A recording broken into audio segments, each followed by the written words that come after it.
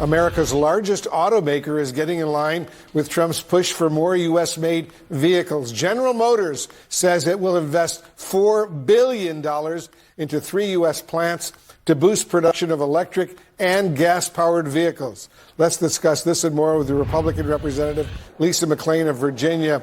She serves as the chair of the House Republican Conference as well. Thanks so much for joining us, Congresswoman. Thanks for having me.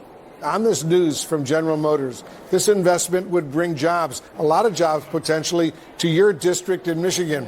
But there's still a question of whether this is just General Motors trying to gain some reprieve from the president's tariff policies with a flashy major announcement.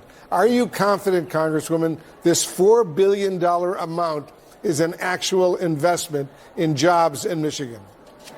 Well, I am confident. I don't think we're going to get the $4 billion. What I've heard is we're going to get the $2 billion to the Lake Orion plant in my district, which is obviously I'm super excited about. It should be about 2,300 new jobs on top of the 1,000 that are already there. So I'm confident. I'm excited. This is huge for our community, for our constituents, not just with the economic impact from GM, but from all the local communities. And we've talked about this earlier. Michigan, unfortunately, ranks 3rd behind California and New York with manufacturing jobs lost in our state. So this is absolutely huge and big for our state, and we're just excited.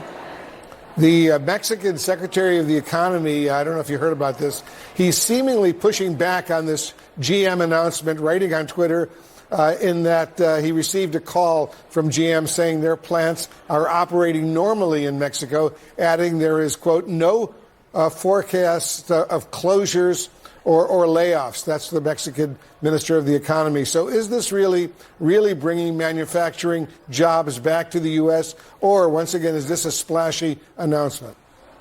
Well, I think we'll wait and see. But my point to this whole thing is President Trump ran on, and Republicans ran on, bringing jobs back to America. Why are we such naysayers? Really, the Lake Orion plant is gearing up for it. GM is making the announcement. I find it very hard to believe that GM would lie about this. This is a good thing. Why can't we celebrate this, right? It will happen, I believe they said, at the end of 26. But this is 2,300 jobs. We should be celebrating this. Let's not put politics at the top of everything. This is real jobs coming back to the Lake Orion plant that they're gearing up for. I highly doubt GM would allow the Lake Orion facility to gear up if they thought this was just a splash in the pan. Yeah, if in fact it all happens as suggested by GM, that would be a major achievement for the folks in your district, especially in Michigan and a couple other states as well. I want to turn right now, while I have you, Congresswoman, to this anti-ICE, I should say, protests that have been happening across the country, particularly in Los Angeles. California is now suing the Trump administration after the president gave the order to deploy some 2,000 National Guard troops to the city.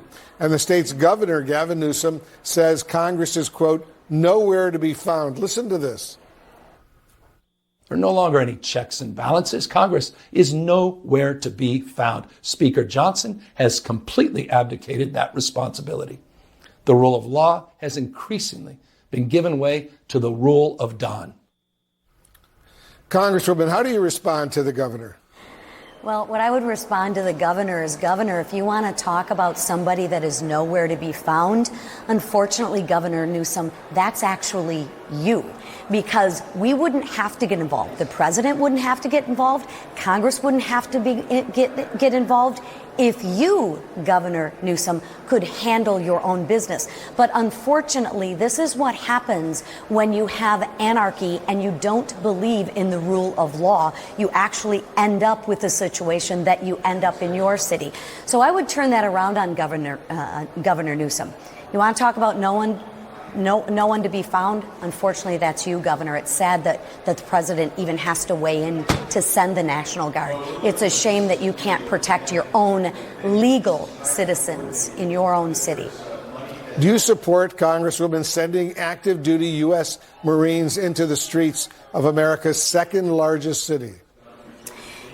Listen, I don't want it to get to that point. I would hope that Governor Newsom and Mayor Bass and the president and Congress and the law-abiding citizens would all focus together and be on the same page to deal with the criminals. The criminals.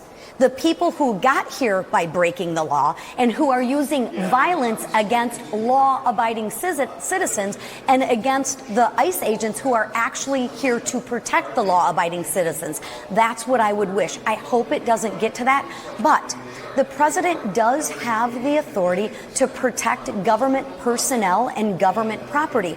And from the videos that I've seen, it's not really happening because you have people throwing rocks and throwing burning cars and attacking ICE agents. What is going on? This is America in which we live. So I do support the president that he has the right to do that. My hope is that Governor Newsom and Miss Bass, the Mayor Bass, can get their city under control.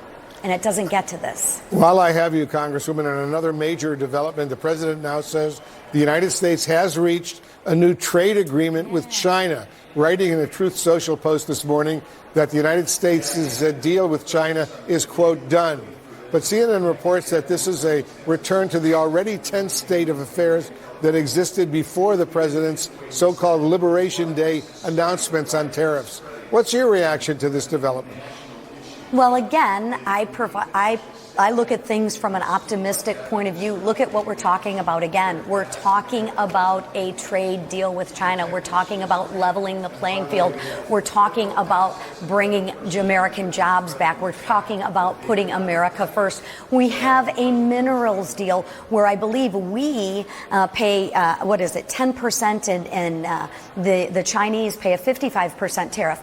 Gee, I think that's a good deal for America. Why can't we celebrate the positives? I mean, sometimes I think President Trump could have the cure for cancer and everyone would naysay it. Let's take a look at the policies and what's actually happening to put America first. This is another positive of promises made, promises kept to renegotiate trade deals. This is progress. Let's celebrate progress for the American people.